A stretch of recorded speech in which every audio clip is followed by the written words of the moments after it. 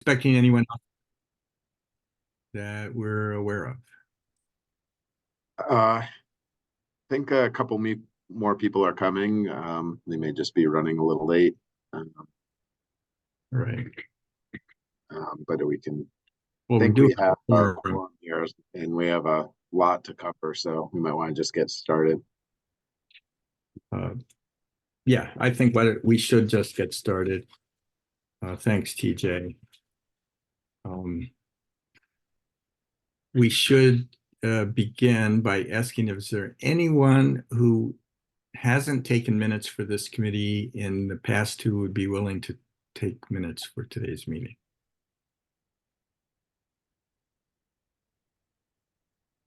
I think that would be me, except I'm going to be talking about this meeting, so Yeah, I okay. can do them next time.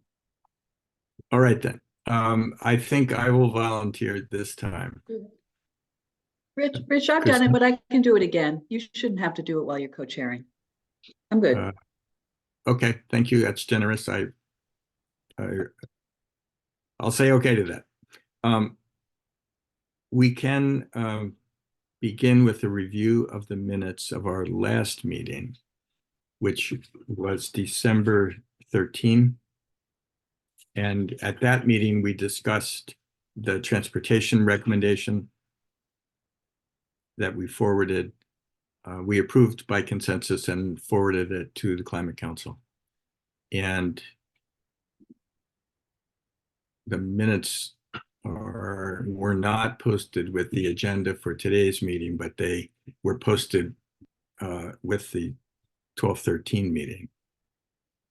The minutes are also embedded in the agenda if you have that open. Oh, they are. Okay, thank you. I did open it and then I didn't see it. So thanks for the correction. Are there any improvements, amendments, edits to the agenda or to the minutes from December 13th? Okay, hearing none, we will deem those minutes to be approved by consensus. And Rich, I'm sorry, they're not in the agenda. I thought I had done that, but I guess I failed to do that. So I'll post them in the chat in a moment. Okay, thank you. Yeah, I had to go back and find them, but the minutes of that meeting are very straightforward, so I'm not surprised that there are no corrections. All right, any proposed adjustments to the agenda for this meeting? All right, well, thank you. Obviously, we're focusing today on the electric power sector and hearing reports from the department and discussion of the current legislation and recommendations concerning the RES, and look forward to diving in. And so, TJ, you have a couple of you're on for a couple of things. The department is anyway, an overview and also discussion of the RES. So please go ahead. Great. Can you all see my slides here? Yep.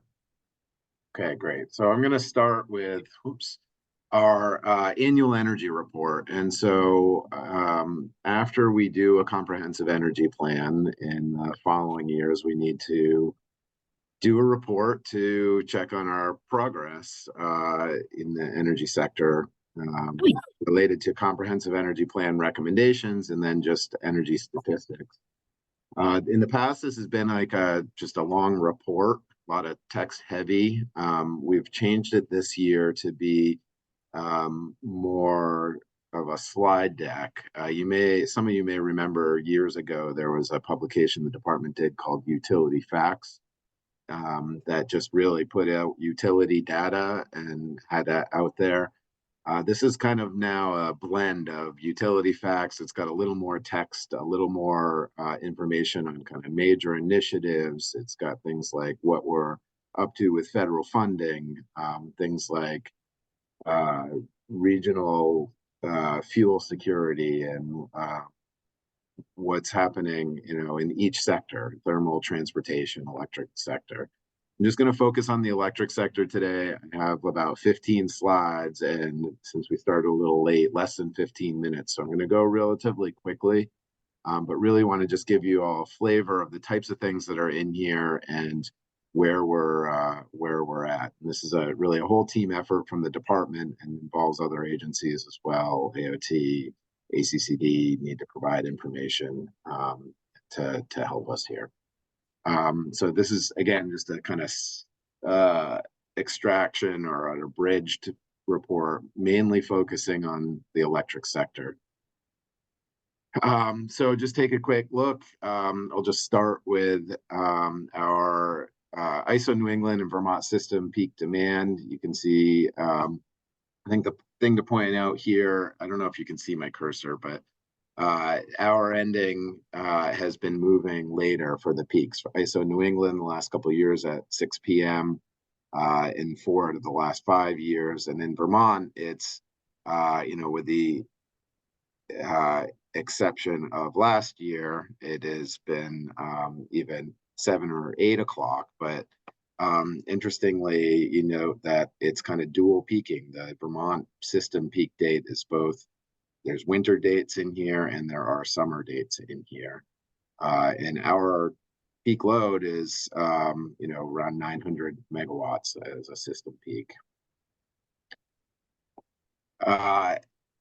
Annual demand here. I'm not going to talk a lot about projections today. We don't have tons of projections in the annual energy report. It's really mostly a status, although there is one here for our annual demand. But on the left side of the chart here, you can see our annual demand is still flat. And that's despite, more and more heat pumps going in, more electric, about 10,000 electric vehicles now. But our demand has still been relatively flat over the last couple decades. Part of the reason for that is energy efficiency, and we have both Efficiency Vermont and Burlington Electric estimates here through 2022 for Efficiency Vermont, 2020 for BED. But you can see the growing and then stable impact of efficiency, about 14%. The last I did the math on the orange as a percent of the blue there. It's about 14% of our load has been met by our efficiency investments. Going forward, the Public Utility Commission just approved the electric efficiency budgets for the next few years, basically flat with inflation. And that's I think a representation of the lines on the bottom are different estimates of electric efficiency potential. The department does a potential study, submits that to the commission, and the commission uses that as one of the bases for setting budgets. And you can see that that program achievable potential is that yellow line on the bottom is basically flat over the next, the future. And so growing a little bit as measures retire and there's future assumed opportunities, and with potential, things like weatherizing electric homes starts to come in at the tail end of this study. We do this potential study every few years, so we will update that again. But relatively flat budgets for energy efficiency. We forget to talk about electric efficiency sometimes, and just it's still a really big component. $50 million, I think, is maybe the third biggest utility in the state, revenue-wise. So it's a big deal. Moving to the renewable energy standard, wanted to talk just a little bit about kind of what kind of measures are going in, and we'll start with Tier 3. And this is over time what kind of measures have been getting the thermal savings from our Tier 3 programs. And you can see in the first couple of years, there was some weatherization, there were line extension and service upgrades, and that has been continued throughout.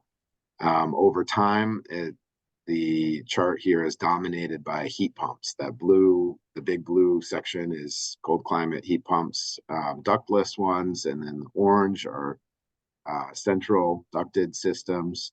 And then you keep going up, you get ground source heat pumps. You get kind of custom measured heat pumps in the yellowish, and then heat pump hot water heaters as you keep going up. So yeah, a significant amount of how our utilities are meeting their thermal reduction requirements is from heat pumps.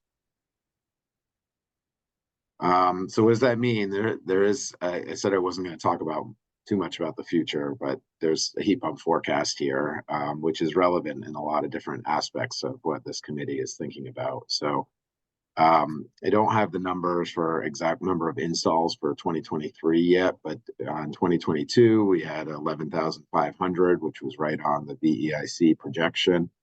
And this actually forecast comes straight from VEIC on how many heat pumps they expect to install over time. This was submitted in the demand resource proceeding for their efficiency budgets. And there's kind of a high, low, and medium forecast here, or scenario. The central scenario here is what is used in the modeling that was done in the thermal sector in the business as usual. So you can see a significant amount are expected when you get to 2030. That is about 175,000 heat pumps installed in Vermont. Yeah, 170,000. Several more slides and then I'll stop for questions. Electric vehicle adoption and availability. You can see the curve here. This one I did not provide the forecast for, but we're up over 10,000, almost 11,000 registered electric vehicles, with near 2,700 added in the last year. So that pace is increasing, and that pace will need to continue to increase over the next several years exponentially if we're going to need to meet our targets. There's a lot of information on incentives available, what's going on with charging stations, which, I didn't know I put a charging station piece in here. So there is a lot more electric vehicle public charging going on. Per capita, we lead all states in the count of public charging ports, but we also have an identified need to continue to add public charging. And you can kind of see the numbers here. We have 320 locations with level 2 chargers, 46 DC fast chargers, and 6 Tesla superchargers. And kind of the map of where they're located. And it's really important to continue to get that geographic spread and make sure that they're located everywhere where travelers might need them. Okay, so power supply side of the electric sector, 2022, we're still on 2022 here. Our final data really doesn't come out until the summer, late summer, for the power mix, especially for the next slide. But this is our electric power mix, so kind of our starting point before we talk about the renewable energy standard and clean energy standard and where we might go. This is our starting point, and we're at we're about 86-87% non-carbon emitting at the source of generation, renewable or nuclear, prior to the disposition of renewable energy credits. So we're starting from a spot that is relatively clean. I think it's really important to remember where we're starting from, those physical power deliveries. Of course, we don't track our emissions based on our physical power deliveries. We track them based on renewable energy credit retirements. And so we have about, based on REC retirements, we're up to about 90% non-emitting at the point of combustion. So most of that is recs from HQ. The system mix is with attestations about the cleanliness. There's other hydropower, both in and outside of Vermont, and about 16% nuclear. And the utilities do now retire those attributes, those nuclear attributes in ePool GIS. Drilling down a little bit more, where are we on distributed energy resources? We have over 600 megawatts operational DERs. And just recall that our peak was under 900 megawatts overall, and in the winter, or dual peaking, really, summer and winter, depending on the year. Last year in the winter, and our summer peak, or our summer coincident peak, so our peak, Vermont's load at the type of time of ISO peak, was about 735 megawatts. So we're at 600 megawatts of operational distributed energy resources, over 500 megawatts solar. That actually doesn't count the 20 megawatt Ludlow solar plant. These are under, the chart doesn't count that, the total listed there does. And we have a significant amount of wind in the state, hydro, and about 55 megawatts of battery storage as well, already deployed. The next two slides go a little bit further into storage, because it's the ability for load flexibility. I'll talk a little bit about that in the next presentation, but it is more and more important. Storage is one component of load flexibility, load and generation flexibility. And so we have operational, you can see the line in the center here, 55 megawatts of operational battery storage here, providing 157 megawatt hours of capability. Another 20 megawatts under development. So 75 megawatts. Recall our coincident peak was about 750 megawatts. So 10% of our coincident peak already could be met by storage that we have installed or is planned. How does that compare to the New England context? We have a number of states that have goals for storage with different milestones. We're at about 7.5% of our current peak, and up to 10%, including that in permitting, like I just said. You can see where the goals are for other states and where they currently are.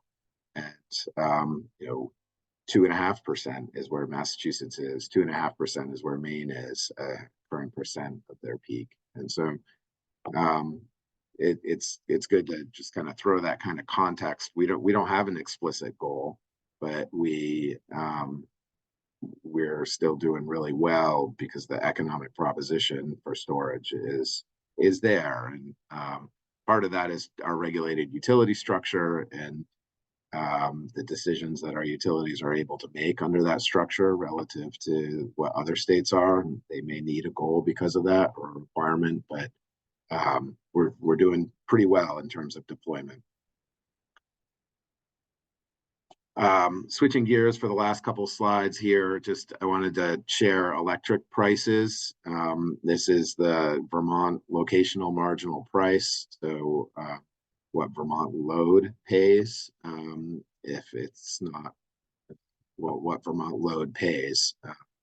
And you can see in 2022 we had record highs for load. The average was like somewhere in the $90 to $100 range over the course of the year, but some of that pressure is relieved over the last several months, or over 2023 really. But you can see the volatility here in those wholesale prices. Where you don't see the volatility is in our rates. The green line here is Vermont's electric rates. The dotted lines are other states' rates, just essentially total revenues divided by total kilowatt hours. So it includes all customer classes here. in all revenues. And you can see Vermont not only is the lowest, but it's also the least volatile. And that is really a result, I think, of our vertically integrated structure still, and especially the volatility, lack of volatility is where our utilities can hedge and enter into long-term contracts when prices are more favorable. That's not to say that there isn't pressures from increases in wholesale prices that we showed in this slide, but they're a little more muted. They come on a lag and they're gradual, which has a whole lot of different benefits. So that was kind of a quick rundown. That's not even everything on the electric sector in the annual energy report by far, but I wanted to just kind of share. It is available on our website. There's also a number of appendices. I just want to call out, especially the first one is progress towards our energy plan recommendations as an Excel spreadsheet that calls out every single recommendation in the energy plan and shows progress from last year's report and now this year's report, where we are qualitatively. It's more qualitative assessment of what's been happening relative to the recommendation. We also have a state agency energy plan update. That's Buildings and General Services puts that together, and a report on our renewable energy programs that we currently have. So it's kind of separate from the stakeholder engagement and effort we did over the last 18 months. We just need to report on the costs and benefits of our current renewable energy standard, and that is in an appendix. I'll stop talking there, stop my share for a moment and see if there are questions on the annual energy report.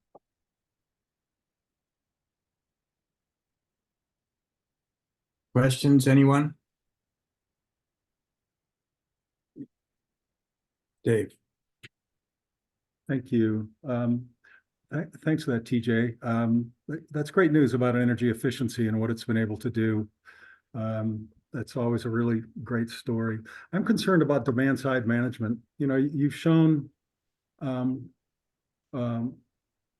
we have a flat demand up to 2020, but that's 3 years ago. You show under tier 3 a huge increase in the adoption of 3 different kinds of heat pumps, plus heat pump water heaters, plus tier 3 doesn't include electric resistance water heaters. So there's a huge demand there. There's an increase as well in EVs. So I'm looking at the electrification that a lot of the work that this group has done is set rails up for significant adoption of electrification, but I don't see that demand managed. And if you don't manage that demand, it's just, we know that it's going to be more expensive than otherwise. Those winter LMPs measured monthly are, you know, those are huge blips. And I realize what you've just described about rates. When you average things out, that smooths things out, of course. But I'm curious at the absence of plans for managing demand associated with the electrification that's going to be so critical to getting us to meeting these goals. Yeah, you know, I didn't describe it here, but I think there's I don't think there's an absence of demand management. So there is, well, number one, you start with energy efficiency, and Efficiency Vermont has a portion of their budget that is dedicated to flexible load management. And so they do, the goal for that is really to be installing equipment that is able to be controlled. So then it turns to the utilities to actually actively control it. And that varies by utility and where each utility is in controlling load. Green Mountain Power has had a number of different pilots, flexible load management pilots, in partnership with Efficiency Vermont and others, to, on the commercial side, in particular, do quite a bit of demand management. On the residential side, there have been pilots from a number of utilities, including some of our munis and co-ops, on whether we can really manage heat pumps or heat pump hot water heaters.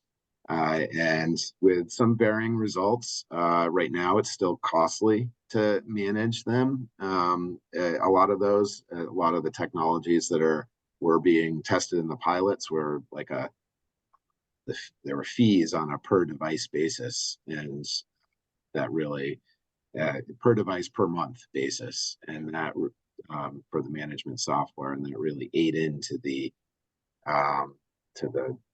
economic case to actually manage.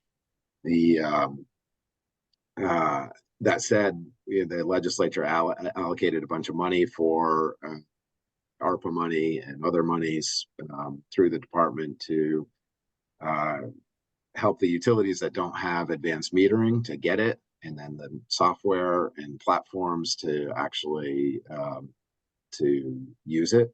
And so there are a lot of things happening. On the EV side, we're up to about 30% of vehicles are on some sort of managed rate, and all utilities will have a managed rate within the next couple of years. And the number is really so low just because those rates came, the first 5,000 vehicles, or I don't quote that number, but the first tranche of vehicles, there weren't rates available. And now most of the vehicles that are being purchased end up on a managed rate. And so that number keeps increasing. It was 17% last year, I think, if I remember correctly. And next year will be more, as 80-90% of the new vehicles sold this year get on the managed rate.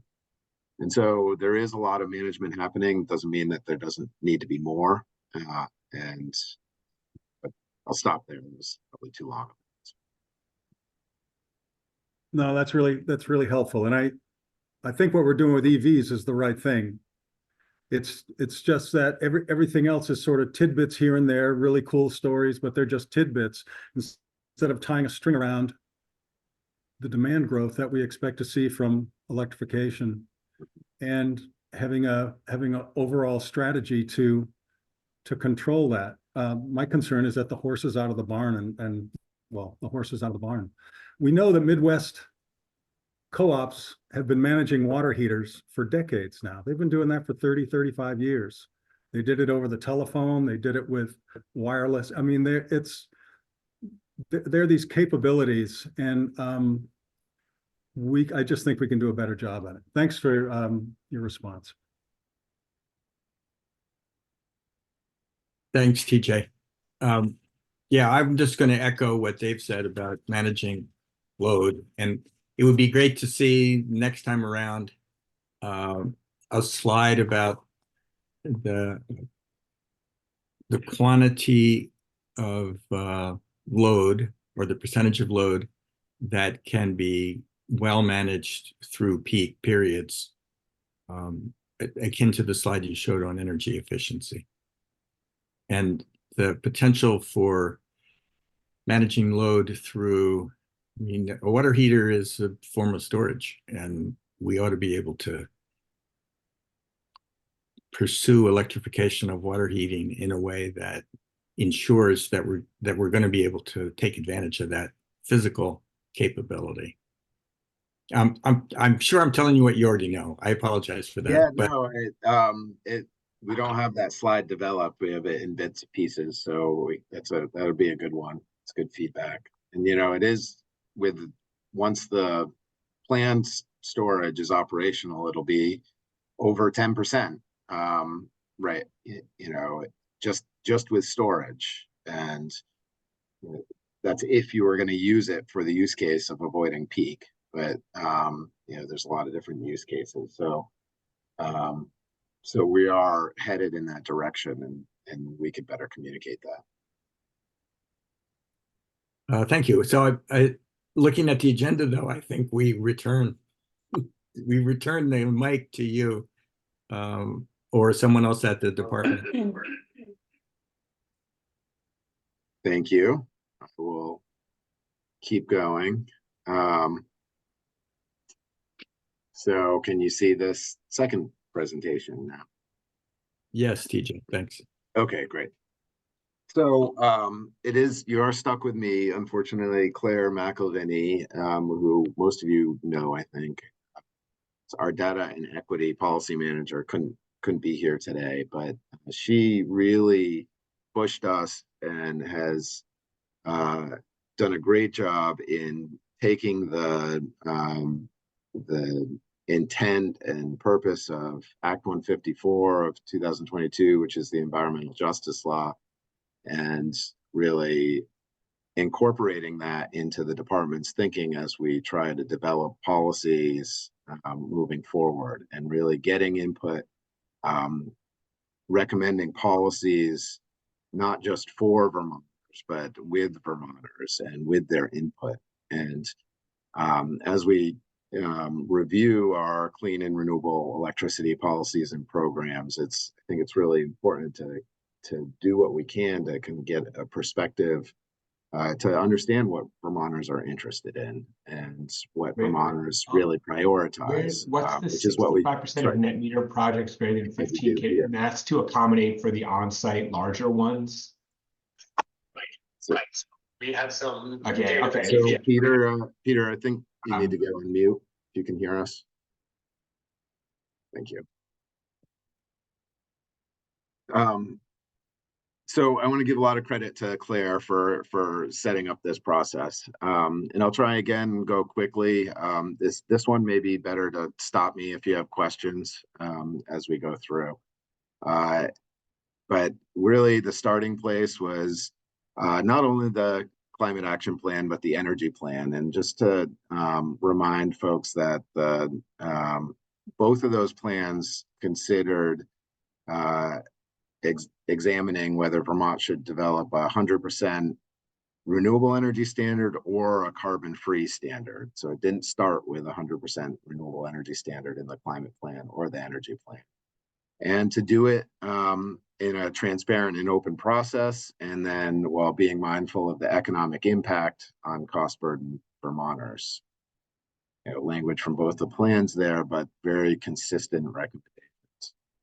And then again, I mentioned Act 154, but that, equity was a theme in the energy plan, obviously in the climate action plan, just transitions, and we tried to stay true to the principles of the Just Transitions Committee and in kind of building the processes that we undertook for stakeholder engagement. So as we did this, we created some goals and pathways for accountability. And I won't read everything on this slide, but we set out to reach a broad array of Vermonters beyond kind of the usual suspects of folks that we normally talked to. We wanted to create inclusive spaces where people could feel heard and share expertise and opinions and have really conversations. So not just really, holding a public hearing. Or all the time I was at the department before this, and in most processes it was hold a public hearing, a couple people show up, you get a couple minutes to comment, and then we're done. And there was nothing else beyond it, nothing else before it. It was really not satisfying for anybody involved. So trying to have better conversations and really be transparent about how feedback shared during those engagement opportunities is incorporated into the policy that we recommend. And we're going to issue a final report shortly. The draft report was out several weeks ago. And this type of presentation where we talk about the process and how that flows into the department's recommendations on the renewable energy standard is a big piece of it. And then finally, build our own capacity to do this. So it's not really just a one-off. We want to continue to make policy in this open and transparent manner. So what did we do? We had a 3, maybe even a 4-part process that we started back in the early part of 2022 with kind of what what we call pre-planning input, really getting input on how we should actually roll out the process. We released our engagement plan in December of 2022 based on that input. We started with some awareness and capacity building. We had a 3-part webinar series around this time last year. Almost 300 participants in the first set of kind of intro electricity 101, just to kind of level set and up everybody's game so we're not talking past each other. We then went into the policy and program review, which included statewide polling and focus groups, a number of regional engagement event series through our regional planning commissions in person and virtually, and then technical analysis with our stakeholder group. I'll talk about each of those a little bit more. And then we went into, we're still in the final portion of the reporting, but recommendations and reporting, this is part of that. But we had a public comment period on our draft report on what we heard, and our recommendations are a direct result of the engagement, which I think are the only recommendations that are out there that can say they're a direct result of engaging with a representative sample of Vermonters and with a broad set of Vermonters. So this slide just really summarizes our key learnings. In the interest of time, I'm not going to read it here. I'll just go through it as we go through in more detail each of these 5 points. So our first key takeaway from the engagement process was that affordability, reducing carbon emissions, and reliability were the most important issues to prioritize.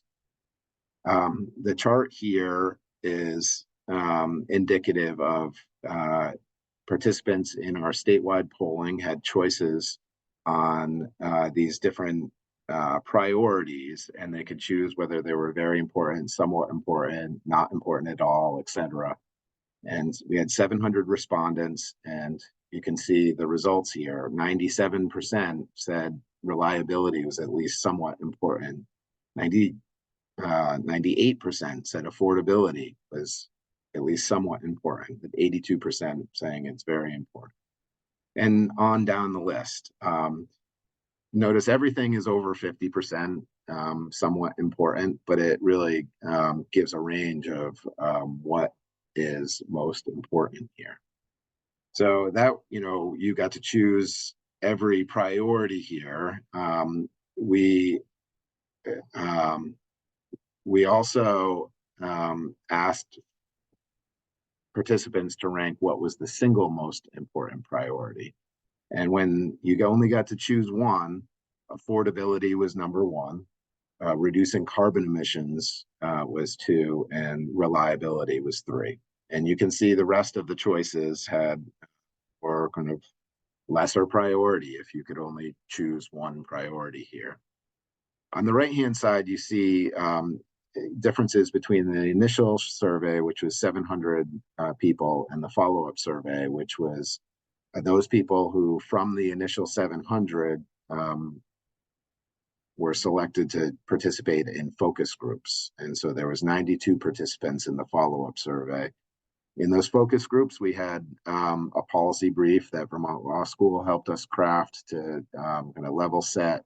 There was a presentation provided in pieces on kind of our electric portfolio, where it stands, and some of the policy options going forward. And you can see how people's priorities changed. Affordability became even more important in the follow-up survey, reducing carbon emissions as well, reliability, and then other things didn't change or even reduced.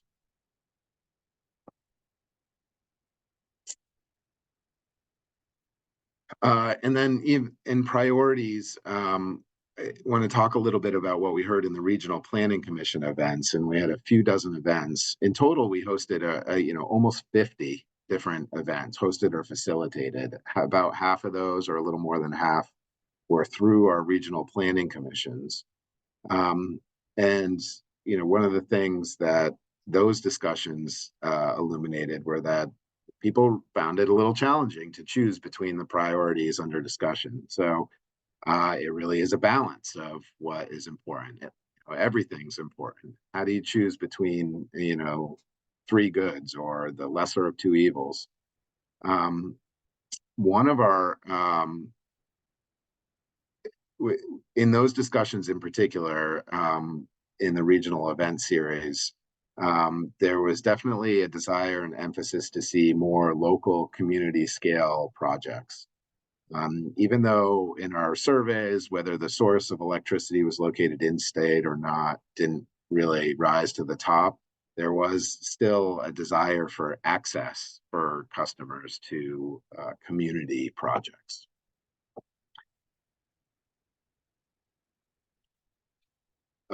So our second takeaway is really something that maybe we knew already, but it was good to model and find out, is that changes to the renewable energy standard to have more new renewable energy comes at a trade-off. And there are societal benefits, which is represented on the chart on the right here, societal benefits in light green and costs in the dark green. So there are societal benefits to making changes to the renewable energy standard, and they come at a cost to Vermont ratepayers.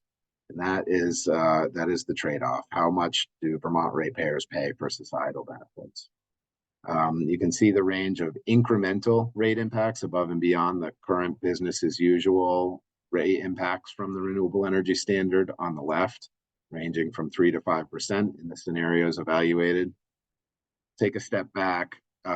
These charts come from technical analysis that we did with our consultant Sustainable Energy Advantage, and with the input from a stakeholder advisory group where we had self-nominations from the process, and we tried to choose entities that represented a range of different perspectives, from utilities to environmental advocates to renewable energy developers to Vermont ratepayers and select board members, municipal regional planning commissions.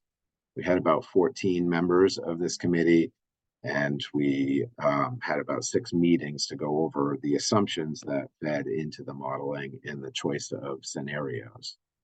And so we have a whole report on that, and we can get into more detail if folks have questions, but I'll leave it at that now. Takeaway: societal benefit, ratepayer cost. So we asked about preferred sources of electricity, and we found that there's general support for solar, wind, and hydro as sources of electricity. Nuclear and biomass were more mixed, though, again, all of these different categories were over 50% of at least somewhat support. There were some preferences expressed from getting electricity from a diversity of resources, and then storage and load flexibility were also highlighted as key considerations through conversations in both the stakeholder advisory group, and it came up in the regional discussions as well. This just gives a sense of some of the diversity and opinions in the Regional Planning Commission events that some of the events set up these charts and or allowed people to fill in the pie on what they would like to see Vermont's energy mix look like in the future. And so there's a range of different outcomes here. And so a diverse set of opinions.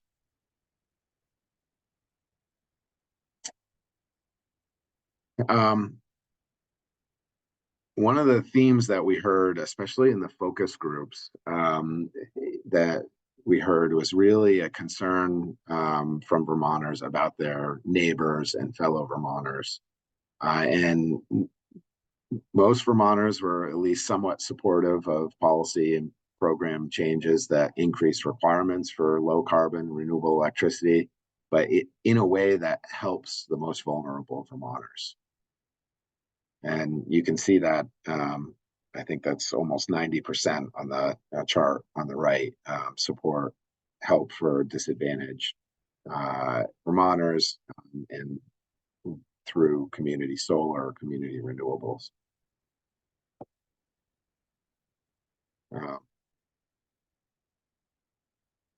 The last takeaway is that as we consider our renewable or clean electricity future, we need to do so in combination with a more granular understanding of the alignment of generation and consumption.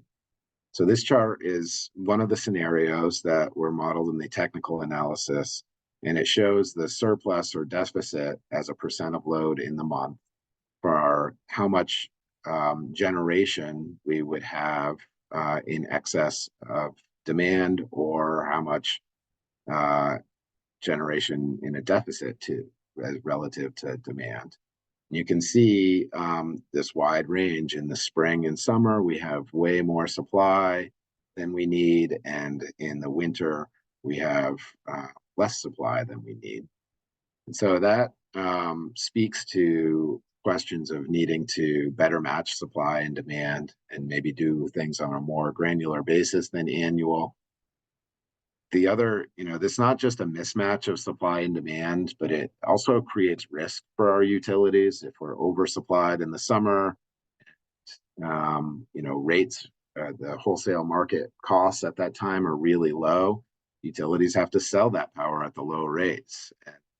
In the inverse, if we don't have enough supply in the winter and the wholesale electric prices are really high, then utilities have to purchase at higher cost.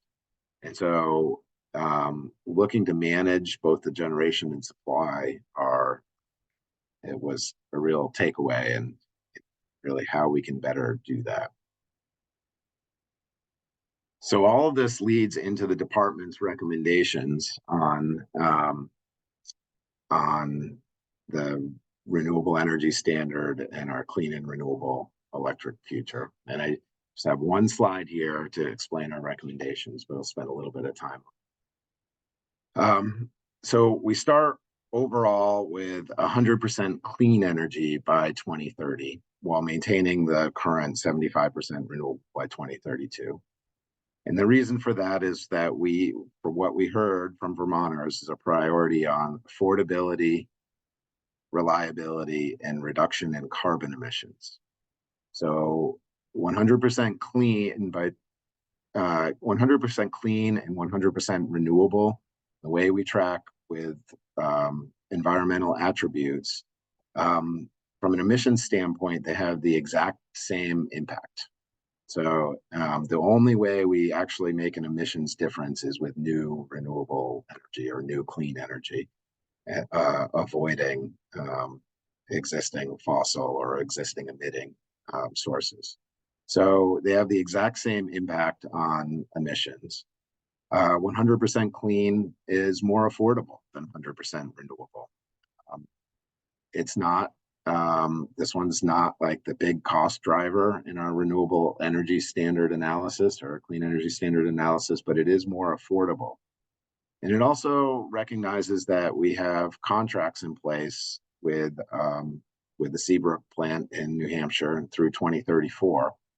And so we can paper over that with the trading of environmental attributes, which participants in our engagement found very confusing, frankly didn't like, although it is, environmental attributes are just a tracking mechanism. So we can say, sell those nuclear attributes, replace them with renewables, but that comes at a cost. And so what are we getting out of that cost? We weren't sure. So reducing costs there seemed like the appropriate thing to do to reflect the feedback we got, placing a priority on affordability. And then reliability, we're seeing ISO New England enter into out-of-market contracts to keep generating sources on baseload generating sources online. That's happened with the Mystic plant in Connecticut, with hundreds of millions of dollars being spent to keep that online. It's likely that same scenario would happen if the Seabrook plant was looking to retire. And so really it recognizes that that nuclear plant is part of the equation in New England's portfolio.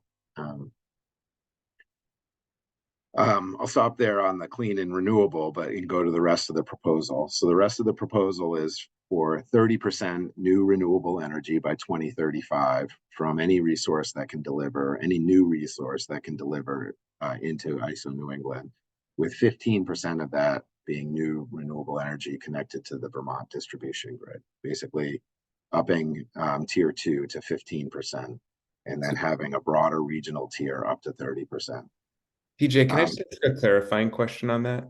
Sure. When you say 15%, is that 15% of the total of the 100% or 15% of the 30% new renewable regionally? Sorry, it's of the total 100%. Okay, thank you. Yes, just wanted to clarify. Thank you for that question. I should explain that more clearly. The remaining requirement would then be either the existing renewable tier 1 that we have or the clean tier. Just there'd be a change in definition a little bit to new resources would be those built after 2010, the beginning of 2010, and the intent behind that is to rehome, is the term that's used, rehome the attributes from renewable energy that has been developed pursuant to Vermont's policy since 2010, the state. Continuing on, changes to the net metering program, and that is to compensate excess generation, so generation above and beyond on-site consumption at avoided cost, basically what utilities could otherwise purchase.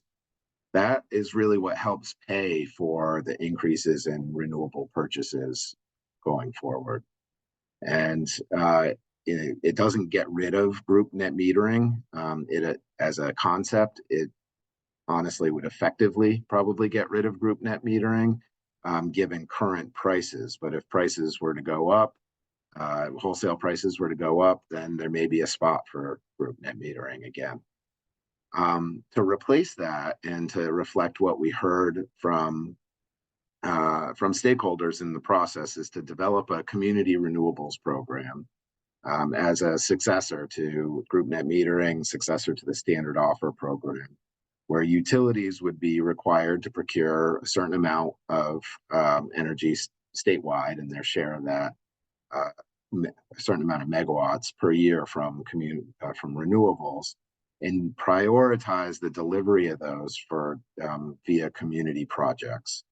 And I think a good process for that is to actually do some more stakeholder engagement, to work with communities and community developers to develop the process, to make the policy with them, but then have the legislature now prioritize principles that they want to see and who they want to support with this program. And the ones that come to mind for us are low-income customers, affordable housing, customers of affordable housing, those projects that are developed by a community. I keep using as an example the organization Acorn, which has really brought together communities to try and develop projects in the Middlebury area. And then schools and municipalities, that comes to mind. And so utility would be required to procure through rules set by the commission, but prioritize projects from these resources. And again, that we believe that would happen at a cost less than what group net metering is. So it kind of balances the meeting the need for access with cost. And then finally, some additional study and reporting requirements. One, to better understand the impacts and to the T&D system from a lot more distributed energy resources, and how to mitigate. What are the options and the costs and benefits of mitigating? Is it more storage? Is it more load flexibility? Is it curtailment? And kind of better understand that as we go forward and try and match the supply and demand. And then finally, another study to look for opportunities for more granular granular reporting. Like, should we be the next iteration of the res after this require quarterly compliance or monthly or hourly, and to better match when our renewables are providing power to when the demand actually is. We're not quite ready for that right now in this iteration of policy design. The NEPL GIS is, I think, could do it, but isn't quite structured this year, ready for that, even on a quarterly basis. But even more granular than that, we're still a little ways away. And so, so that's kind of the future work and additional study that we're proposing to do with a proposed appropriation. And so I want to point out, one, again, this is straight from our stakeholder feedback and how we feel we could best reflect what we heard from Vermonters. Our stakeholder process wasn't perfect, but it was leaps and bounds from what we've done in the past, and really provided a lot of value to our thinking here.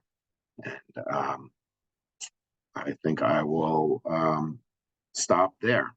You can find everything about what we did on our website here. And there is a lot, from all our technical analysis to reports at every stage of the process.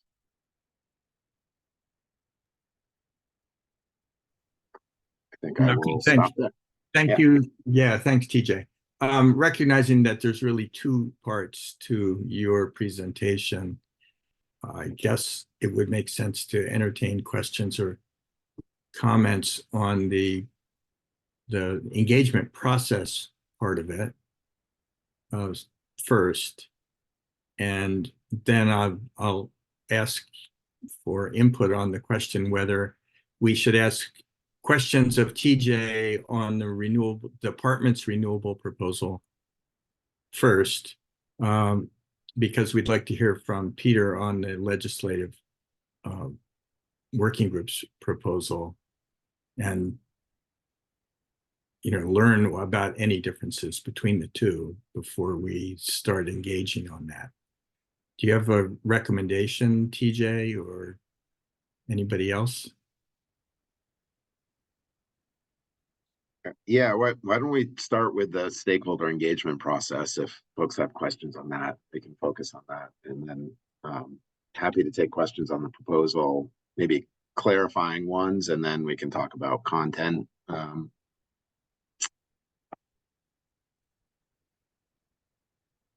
Dave? Thanks. Yeah, I have questions for both categories, but I just wanted to say that I think your outreach was excellent. I think you all did a really wonderful job, and it was obvious that you were doing a lot of work to do all that outreach. So I don't know, you should get kudos for that. My question about that is, I realize you were directed by statute to go out and do that. Other ideas about follow-up related to that? I know you're interested in looking more into community resources, for example, but there are additional follow-up that you have in mind? Yeah, so sort of an iterative thing, and bringing people along. This is a wonderful start. Yeah, thanks. And I should mention, we shared some of the plans with the Just Transition Committee, back in late spring, and kind of gave some periodic brief updates, but and so we did have a lot of input on it throughout, but there are a few things. So there's the specific on how we really design the specifics of a community solar, community renewable energy. It should be broader than just solar, in my mind. Community renewable energy procurement. But more generally, I think one is continuing. We need to figure out a way to continue with the awareness and capacity building. Our webinars that around this time last year, I thought were pretty well received. We need to probably figure out better, more consistent advertising and how to draw in more people. We're hoping to continue engagement with regional planning commissions. We found that we set up the structure there through this process and found that to be really a good way to get into communities, where it wasn't really us. We were there when we were invited, but we didn't have a speaking role at them unless asked for technical clarifications, et cetera. And so it really was allowed us to observe and see how people interacted and what people were thinking in that sphere. And more time would have allowed us to actually better advertise those and get more participation. And then finally, I think one place where we fell short, which we are going to work on improving on, is really engaging community-based organizations. So those entities have been, I think, inundated with requests to engage on issue X, Y, or Z over the last 18 months. But really start to better build those relationships. And we started to with one or two organizations, but we had our own resource constraints, and just that was an area where we hope to do better as we go forward. So the combination of continued regional presence with engaging community-based organizations and then some statewide awareness and capacity building, even if it's not on a specific issue, but like what we did last year was, what is a megawatt and what is a megawatt hour and what is the difference? Like that kind of level of understanding what is a renewable energy credit without any sort of attempt to push a policy in those particular instances I think is going to be really beneficial for the state going forward. And we hope to continue there. We're taking a breath now that we just finished, and we'll try and set up our process going forward. Good, thanks. Jared? Thanks, Rich. Yeah, similar to Dave, just TJ, a lot of really valuable and important information from the survey and the focus groups. The one question that I am left with, and I'll probably have the same question for Peter when he presents, is it seems like in the survey and in the focus groups, most of the attention when it came to the res was on what are currently tier 1 and tier 2, about kind of where we get our electricity from. What is our electricity portfolio? How much is renewable? How much is carbon free? How much is in or out of state? But there's this other really important part of the renewable energy standard, which is tier 3, which from the perspective of the feedback that you got on the surveys about Vermonters really valuing both affordability and emissions reduction, is such a powerful tool to help people reduce energy costs through beneficial electrification, and is also a major way to reduce emissions, especially, when we look on a cost per ton avoided basis. So I'm wondering, I have two questions. A, to what extent did feedback on tier 3 come up at all, either in the surveys or public processes, or was it just kind of excluded from the conversation? And B, is the recommendation that the Public Service Department is putting forward, does it have any recommendation related to changes to tier 3, or is it really just focused on the electricity portfolio rather than tier 3? Yeah, it's a good question. I think it came up a few times in focus groups or regional planning commissions, the discussion on more holistically looking at our energy use. We did intentionally draw the borders of this work around the supply, electricity supply, and that was partially to make it manageable for this first go round, and because we knew we were focused on how are we going to supply our electricity needs as a big component of our energy future. And so we did, it was an intentional exclusion for this effort to really focus on our supply side. We did, more so than tier 3, we did get more comments about energy efficiency and conservation. And so we need to reflect that. And that's one of the reasons I showed more than one slide on energy efficiency on the annual energy report. But I hear the point, and I think that broader engagement could better encompass that, but we wanted to get deep on the electric supply here. And just sorry, just to finish it on the second question, are there recommendations related to tier 3 in the department's proposal, or is it really focused just on the supply side? Right, really just on the supply side. Thank you. All right, thanks, everybody. Next up, a report from the legislative working group on reform of the res. Peter, over to you. Hi, thanks everyone. I'm Peter Sterling, Executive Director of REV, and I was a participant in the legislative res reform working group. And I have a few slides I'd like to share that lays out what the consensus agreement was. So let me share my screen. Okay. So first, I pretty much do this anytime I talk about why we're going through this process of res reform, and you know, what's the point? What are we trying to accomplish here? Vermont has no baseload natural gas plants. Every time we bring on new renewables, we're pushing natural gas off the grid somewhere else. And so I put a picture up here of a 60-acre, 360 megawatt natural gas facility in Connecticut. For those of you who are familiar with Montpelier, 60 acres goes from about National Life down to the State House, over to the library and back to Shaw's. So, you know, when we bring more renewables online, we are displacing natural gas at some point from somewhere else in the grid. And that's the reason we need to do all this.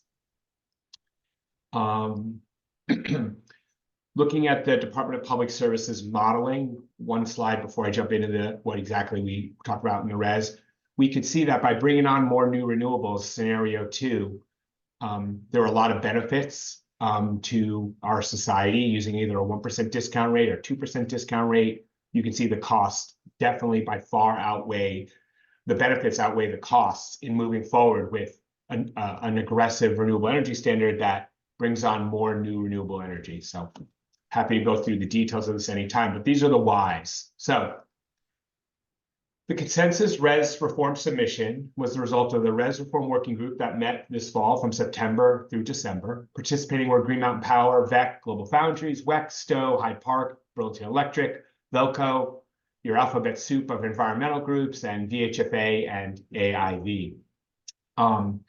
Early on, the consensus amongst the res working group was that one size fits all res reform was not the goal, that any changes must be tailored to meet the needs of individual utilities. And pasted below here was the intro paragraph, part of the intro paragraph from our res submission. And before I move on, I do want to say, you know, while a lot of people worked really hard to make this happen, you know, we had some great legislative leadership. You know, I really do want to especially recognize Candace Morgan and then Josh Castengay from GMP, who really, you know, were determined to get to yes on a group agreement. Were so influential and helpful in pulling everyone together and making sure we could have a consensus agreement at the end. It was a lot of work, especially over a long weekend for Candace in particular, bringing us all together. It was really impressive. So let's get into the meat of what we agreed on. We all agreed that we should get to 100% renewable energy, that there should be some increase to our tier 2 in-state requirement of distributed generation renewables that were under 5 megawatts, to create a new tier 1A, we call it, to capture new larger in-region renewables like offshore wind, that we would not be making any fundamental changes to procurement programs like standard offer, except we all agreed that it was important to end offsite net metering. We agreed to not include a clean energy standard that would include nuclear power as part of the renewable energy standard. We agreed there'd be no new biomass electricity, and expansions of existing biomass or existing large hydro are not going to be eligible as new renewable resources. So feel free to slow me down if I'm going too fast or if you have any questions. So I'll just go through one by one what folks have initially signed on to. So for Green Mountain Power, they agreed to get to 100% renewable by 2030, increase their tier 1A standard to 20% by 2035, and 2032 if there's a pending the approval by the PUC of a check-in report if it's going to be affordable. So that's a pretty substantial win for those of us trying to decarbonize the electric sector here in Vermont. And they agreed to double their tier 2 requirement by 2032. I have some numbers there on the side. Let's just pull out this tier 2 requirement. The current res requirement has GMP bringing on about 21 megawatts a year of solar. This new requirement would triple that, more than triple that, to 72 megawatts a year, if it's all done by solar, and pretty exciting stuff. Global Foundries, when they become independent, I think in 2026, they agreed to 100% new renewable by 100% renewable by 2035, 10% new in region by 2035, and a doubling of tier 2 for them by 2035. And again, on the side, that brings on about 25 megawatts of new renewables. And as TJ said, new renewables are the key to pushing fossil off the grid. For WEC, BED, and Swanton, the utilities that in statute are 100% renewable, they agreed to using 2024 as their base load year and getting a certain percentage of their new load from new renewables, building to 100% by 2030, through 2034. And then it comes down a little bit after that because load may be growing so much. We want to make sure that they can actually meet this requirement. But this is a pretty substantial requirement, I think, for these smaller utilities that are already at 100% renewable.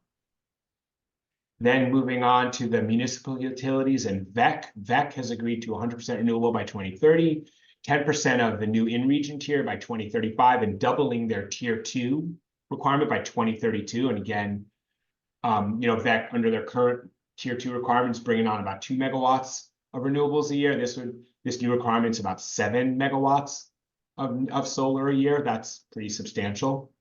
And for the munis, you can see 100% renewable by 2035, 10% in-region requirement by 2035, and doubling their tier 2 by 2035. Oh, I have a question. Yes, Mr. Poor. Thanks, Peter. I'll refrain from asking you about policy stuff, but just when you say the current requirement is 2 megawatts a year and you're doubling that requirement, how does it, can you explain how we get to 7 megawatts per year and it's not 4? I'm just confused with the math. We were ballparking. Well, load is going to grow.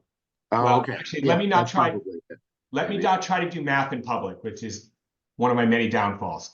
I promise you, I will put in an email to you the answer to that, and I'll send it to the whole group.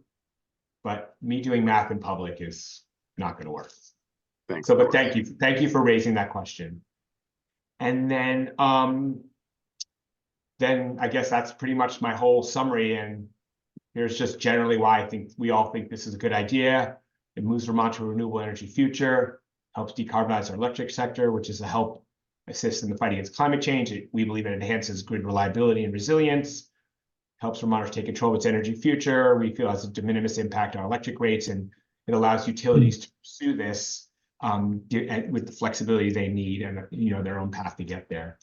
So, in advance, to answer Jared's question, the working group did not feel like it had the capacity to take up changes to tier 3. Nobody brought it up as something that was very important to them at this time, given the amount of time we had. We had 8 meetings in 4 months. So we never took up tier 3. That's not to say it's not important or it couldn't be made better, but our work was focused on, tier 1 and tier 2 and in creating the new tier 1A. So I'm happy to answer. Thanks, Peter. Yeah, thanks, Peter. Questions for Peter?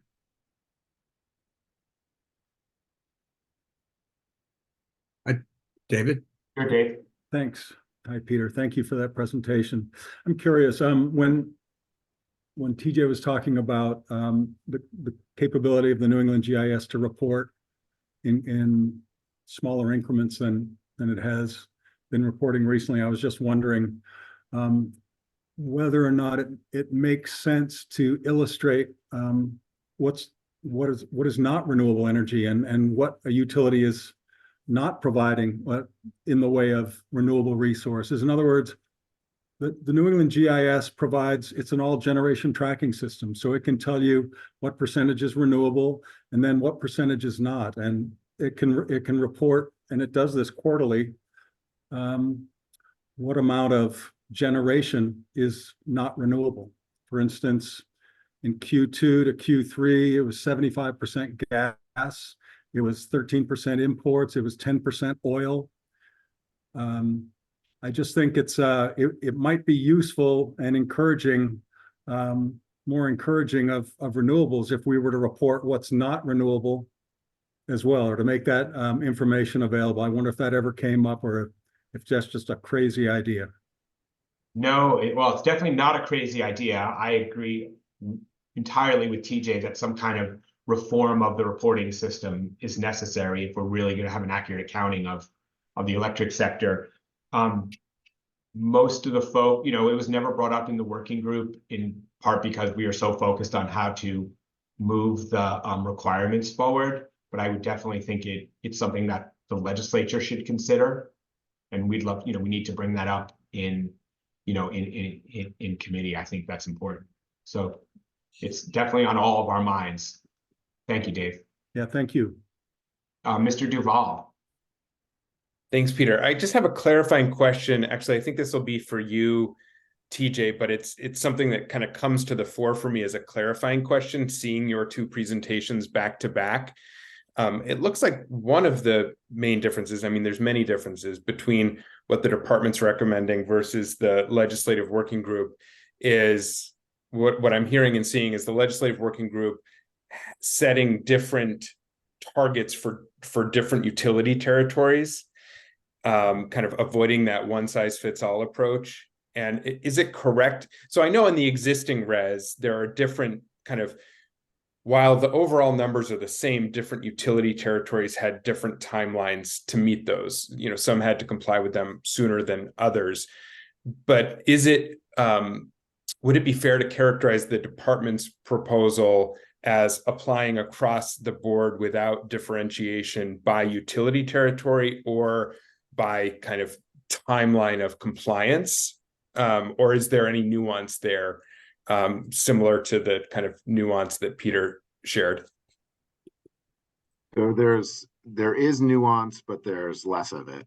Well, first, I'm pretty sure, 95% sure, that for tiers 1 and 2 of the current renewable energy standard, all utilities had to comply in 2017. The delayed timeline was for tier 3. But a couple of so I didn't present kind of all the nuance here because it would just have kind of been way too detailed. But there's a couple of things. The department's proposal would have 100% renewable utilities applying the kind of the same the res the same way that Peter presented here, to new load above a certain baseline would need to be renewable. And the other piece, related to, there's some maybe different eligibility requirements. We propose that hydro that's owned by municipal or public entities, hydro and to include Coventry, we included landfill gas, would qualify for tier 2. So there's some different nuance like that. There's maybe one or two more, but it's not, the percentages though were much more one size in our proposal.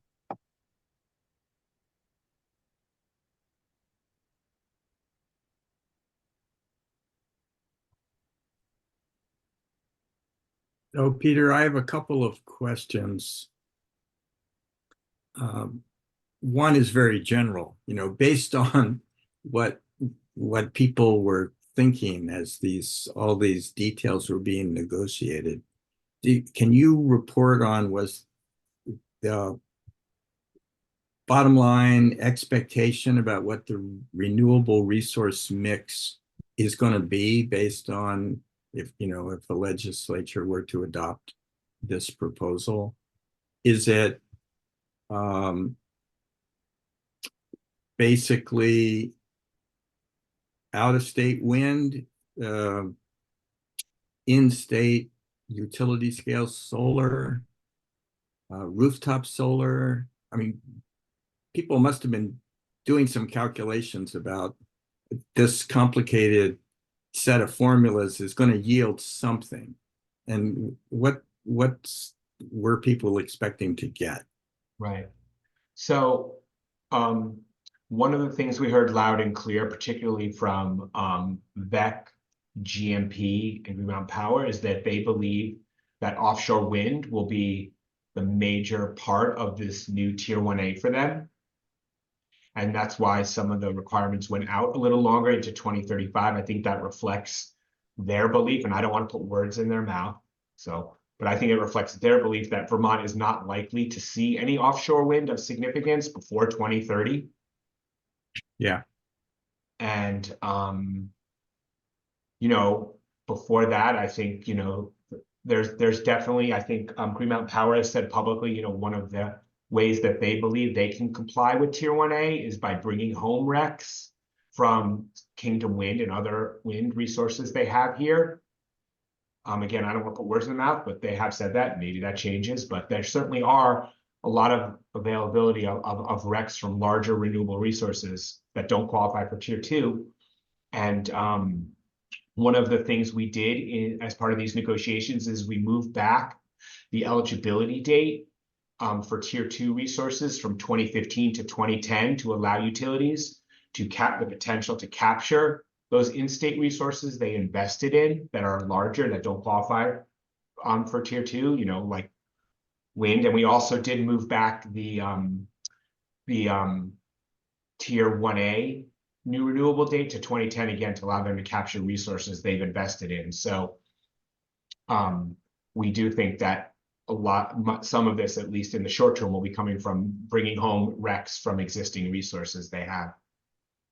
So, thanks for that. But just to make sure I understand, when you say bringing back the date to 2010, you mean creating eligibility as quote unquote new resources built after 2010 that actually already exist.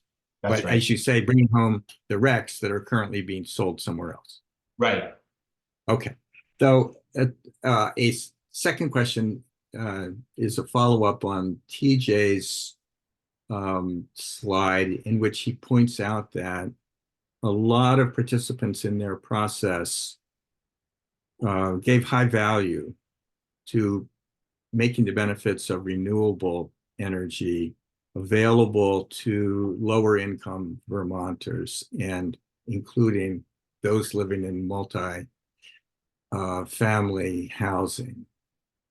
And I understand that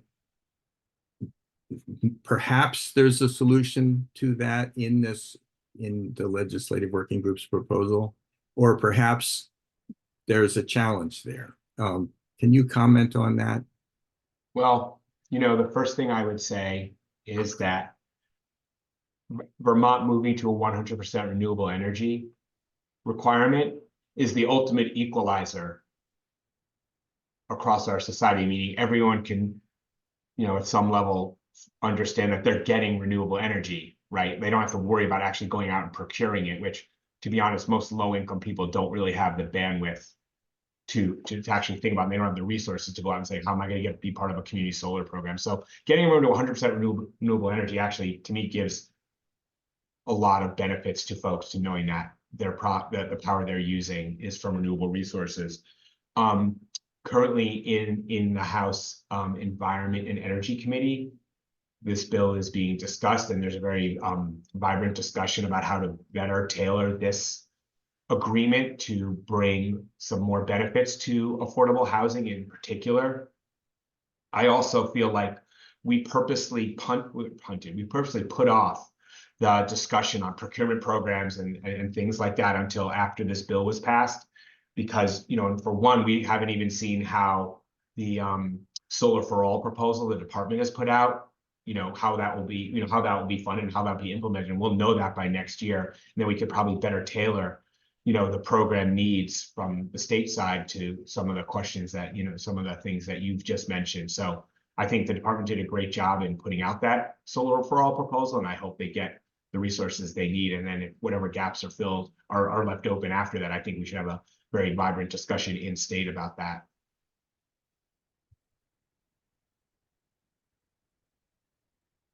Thanks, Peter.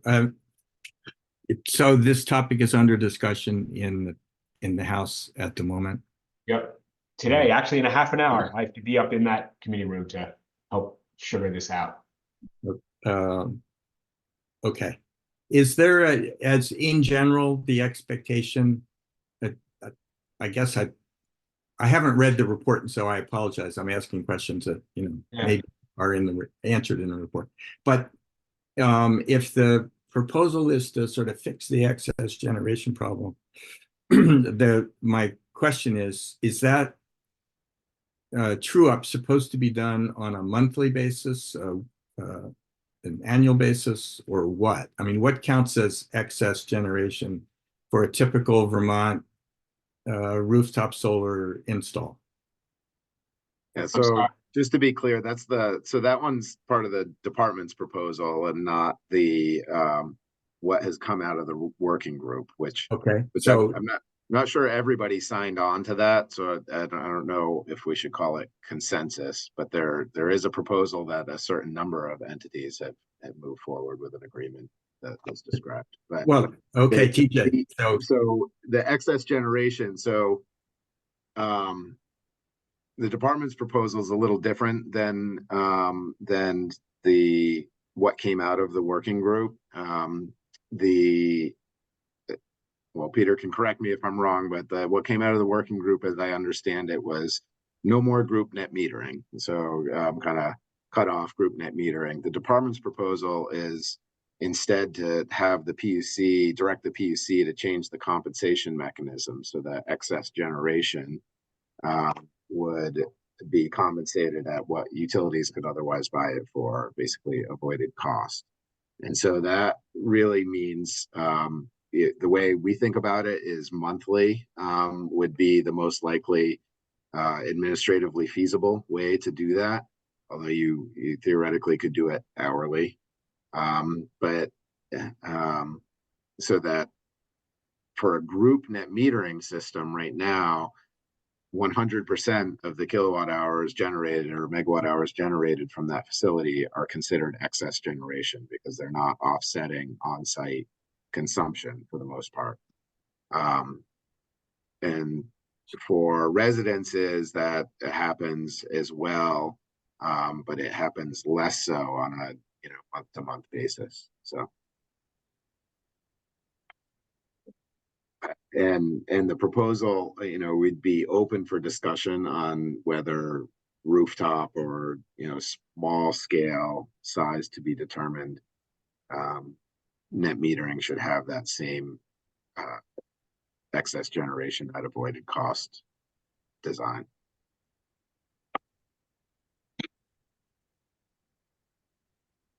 Other comments or questions?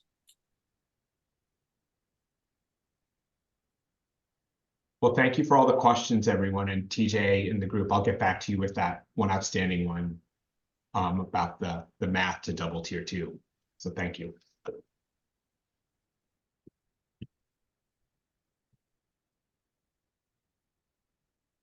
All right, we're a little bit ahead of schedule, but it's an opportunity to invite any members of the public who may be attending this meeting to comment.